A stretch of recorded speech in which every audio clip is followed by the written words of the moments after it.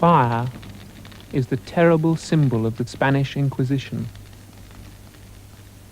Fires were lighted every day to the glory of God and for the destruction, by burning, of the Church's enemies. The Grand Inquisitor has become aware of an enemy. A stranger has moved among the crowds and performed a miracle. The crowds have pressed around him, awestruck, confused by hope. On the order of the Grand Inquisitor, the man has been arrested. Now it is night. The air is breathless with heat. The cardinal comes to face his prisoner.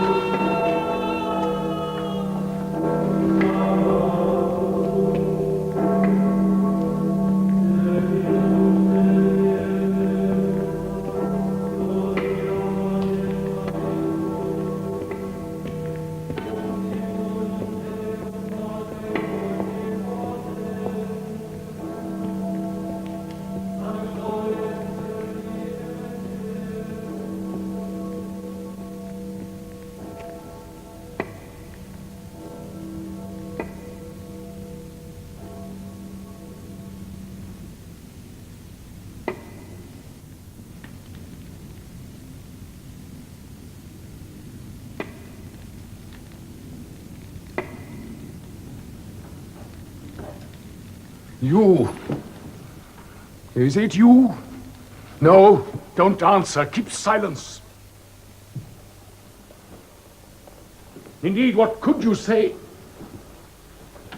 No. You have no right to add anything to what you said before.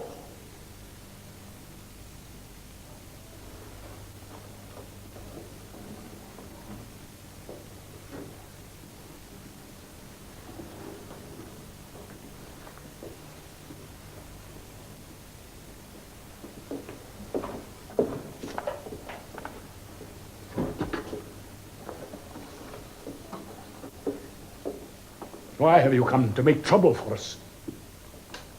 For you have come to make trouble for us. You know you have. But do you know what will happen tomorrow?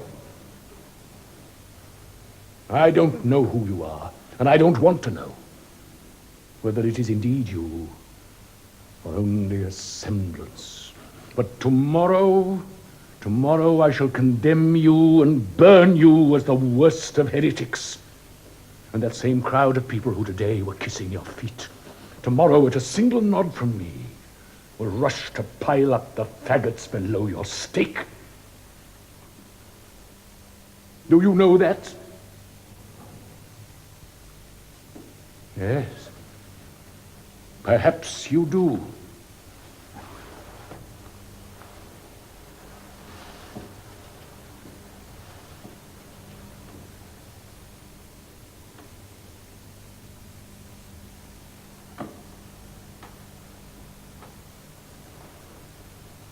Have you the right to make known to us a single one of the mysteries of that world from which you've come? No, you have no right. Nothing may be added to what was said before, for that would infringe on man's freedom of faith. And wasn't it you who kept repeating in those days, 1,500 years ago, I want to make you free? Oh yes, it has cost us dear, this business. For 15 centuries, we have wrestled with that freedom of yours. Now our building is finished and secure in your name. You don't believe that we've made it secure? You gaze back at me so meekly. Not even a frown. Know this then. Today, at this very moment, men are convinced, as never before, that they have perfect freedom, although they themselves brought their freedom to us and laid it humbly at our feet. that this was our doing. Was that the freedom you wanted? Was it? Man was created a rebel. Surely rebels can never be happy. Yet now, for the first time, it has become possible to think of people's happiness. You were warned, but you would not listen. You rejected the only way that which man could be given happiness. But fortunately, when you were leaving, you handed the job over to us. By your own word, you gave us the right either to bind or to loosen. And now, of course, you could not even think of taking away that right. So why have you come to make trouble for us? The great spirit, the brilliant and terrifying spirit of self-destruction and non-being, spoke with you in the wilderness, and we are told he tempted you. But surely, if ever there was a true, all-enveloping miracle performed on earth, it was performed on the day of those three temptations. For through those three questions, three images are made manifest, which together contain all the insoluble contradictions of human nature throughout history. Now, 15 centuries later, we can see clearly that all those three questions so aptly foresaw has been borne out, and nothing can be added and nothing taken away. Judge for yourself who was right, you or he who put the questions to you.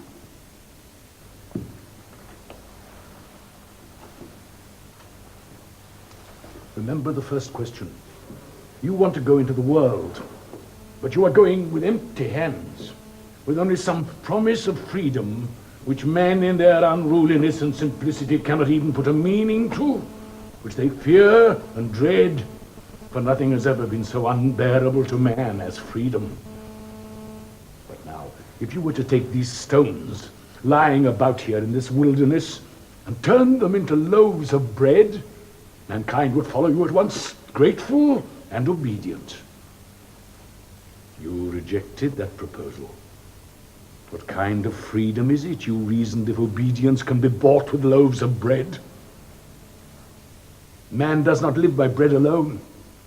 That was your answer. Do you know that centuries will go by and mankind will declare through the mouth of its science that there is no sin, only hungry people? Feed them first and then ask virtue of them. That is the cry by which their science will destroy your temple. And for 1,000 tormented years they will try to feed themselves. But no science of theirs will ever give them bread so long as they are free. And so in the end, it will be to us they come and lay their freedom at our feet, crying, make us slaves if you will. Only feed us, feed us. They will realize that they can never have freedom and enough bread for everybody. That they are too vicious, too rebellious, too insignificant ever to be free. And we shall feed them, proclaiming falsely that it is done in your name. You promised them the bread of heaven, but if in the name of heavenly bread thousands and tens of thousands follow you, what of the millions and tens of thousands of millions who have not the strength to spurn earthly bread for the sake of the bread of heaven? The weak ones also are precious to us. They are imperfect and rebellious now, but in the end they will become obedient. They will marvel at us, think of us as gods because we agreed to take upon ourselves, in your name, the freedom that has become so fearful to them. And we shall not allow you to come to us again.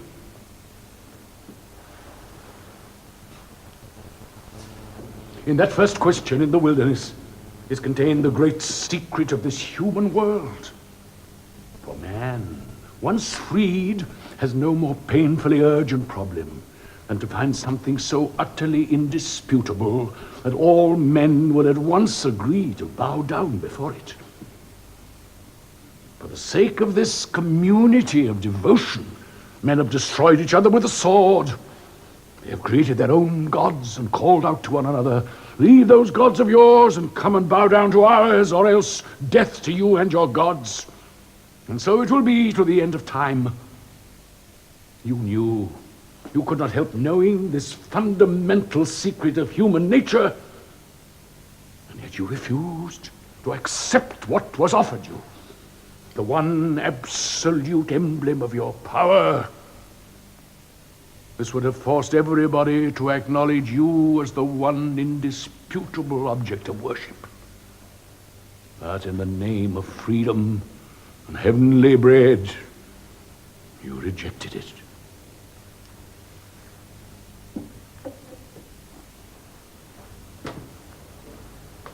Now look what else you did. And still in the name of freedom, instead of taking possession of man's freedom, you made it even greater. Instead of giving him something that would have set his conscience at rest, you offered him everything that is unusual, indefinite, and enigmatic. Everything that is beyond his strength. Just as if you didn't love him at all. You who came to give your life for him. You longed for man to follow you freely, to decide for himself what is good and what is evil, with only your image before him for guidance. But although there is nothing so seductive to man as freedom of conscience, there is also nothing more agonizing. Surely it must have occurred to you that in the end he would reject your image and dispute your truth, since you had left him so tormented and confused. It was you yourself who planted the seeds of the destruction of your own kingdom. Don't blame anyone else for it.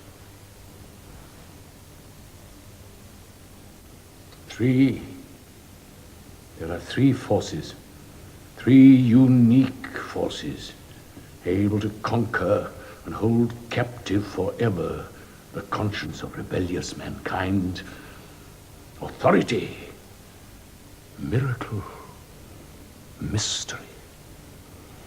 You rejected all three when the wise and terrible spirit placed you on the pinnacle of the temple and said to you, "If you're the Son of God, cast yourself down, for it is said of him, the angels will catch him and bear him up, and he will not fall."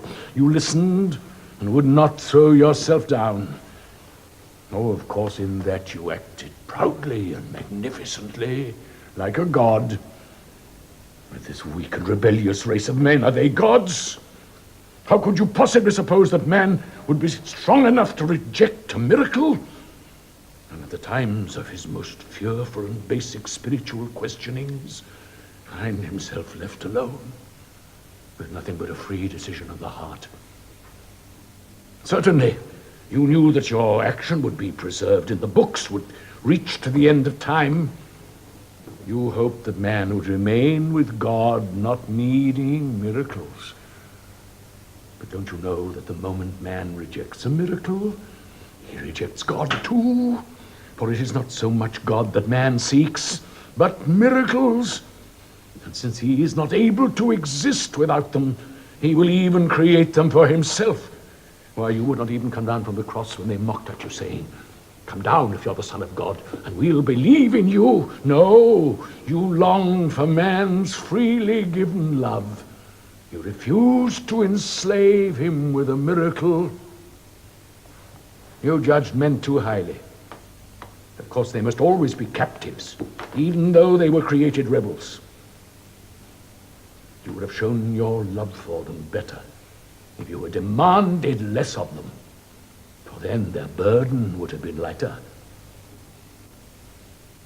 Tell me how many you have been able to raise to your level. in all these 1,500 years. It is true, of course, that at the present time, man is rebelling everywhere against our power and taking pride in his rebellion.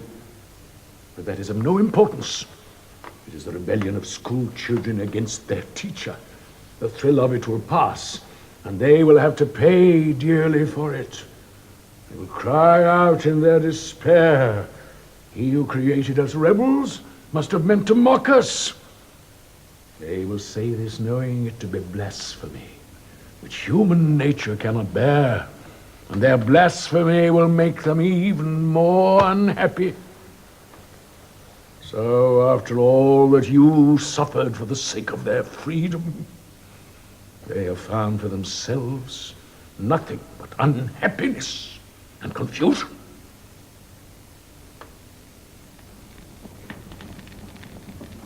Your great prophet tells how he saw all the faithful martyrs of the first resurrection, numbering 12,000 from each tribe. They had suffered as you suffered in the wilderness, feeding on roots and locusts. And of course, you can point to these children of freedom and the magnificent sacrifice they made in your name with proper pride. But they were only a few thousand, and they were like gods. But what of all the others, the millions of the weak? Surely you did not really come only to the chosen and for the chosen.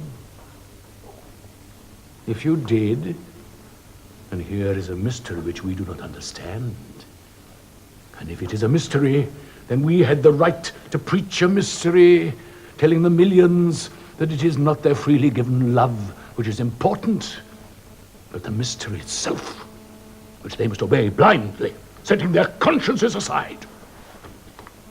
This is what we have done. We corrected your great work.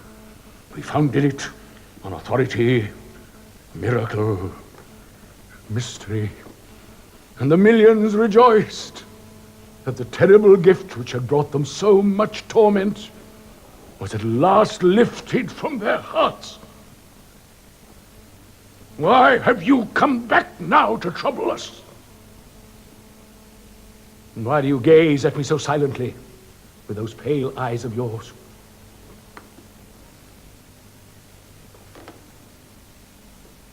I don't want your love, because I don't love you. What have I to hide from you? Do you think I don't know who I'm talking to? You already know what I have to tell you. I can read that in your eyes. Perhaps you really do want to hear it from my lips. Listen then. We are not with you, but with him. We have been with him and not with you for 8 centuries, ever since we took from him what you had rejected. We took from him Rome and the sword of Caesar. Why did you reject that last gift? Had you accepted the counsel of the mighty Spirit, you would have answered every need of man on earth, whom to worship, whom to entrust with his conscience, how all may be peacefully united in one single common entail. By accepting the mantle of Caesar, you would have founded a world kingdom and blessed that world with the gift of tranquility. We accepted it for you, and in doing so, of course, rejected you and followed him. Oh, of course, there will still be centuries of man's unruliness. The work is only beginning, but it has begun. And in the end, the beast will come crawling to us and wash our feet with his blood. And we shall sit astride the beast and raise the cup of victory. And on it will be written the one word, mystery. Then and only then will the kingdom of peace dawn for man. We shall convince him that he can only become free when he has given up his freedom and submitted to us. Well, shall we be telling the truth, or shall we be lying?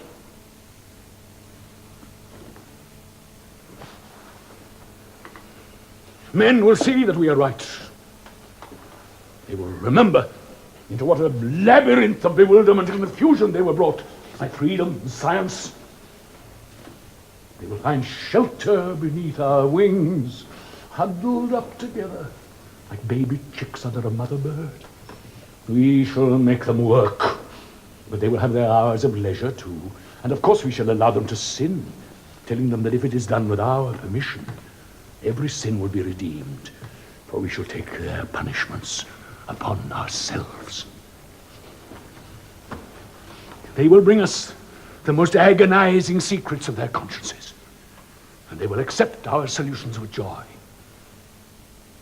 going quietly to meet their deaths, those millions of happy children snuffed out quietly in your name. And beyond the grave they will find nothing. But while they are alive, we shall keep that secret from them for the sake of their happiness here on earth, and lure them with an eternal reward in heaven. For if there were anything in the next world, it certainly wouldn't be for them.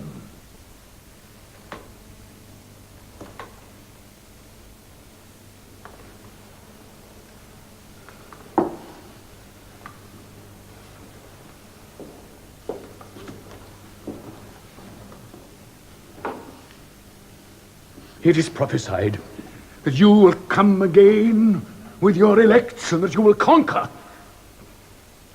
We shall say that your elect saved only themselves, whilst we saved everybody. And we who took their sins upon us will stand up before you and say, judge us if you can and if you dare. Know that I am not afraid of you. I too was once in the wilderness. I too fed on roots and locusts. I too blessed that freedom with which you had blessed mankind. I too prepared myself to be numbered among your elect. But I came to myself in time. I would serve madness no longer. I came back to join those who corrected your great work. I left the proud and returned to the humble.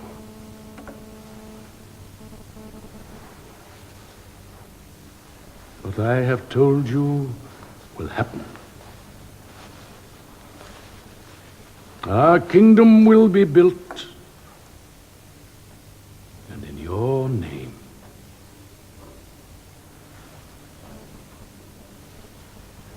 And tomorrow I tell you again, that obedient crowd, that a nod from me will rush to pile up the faggots below the stake at which I shall burn you.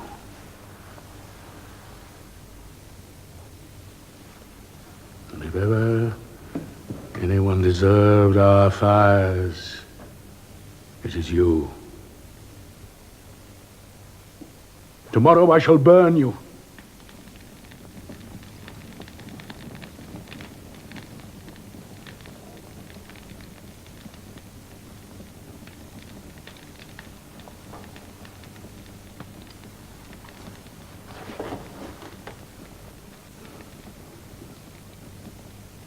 Go. Don't come to us anymore. Don't come at all. Never.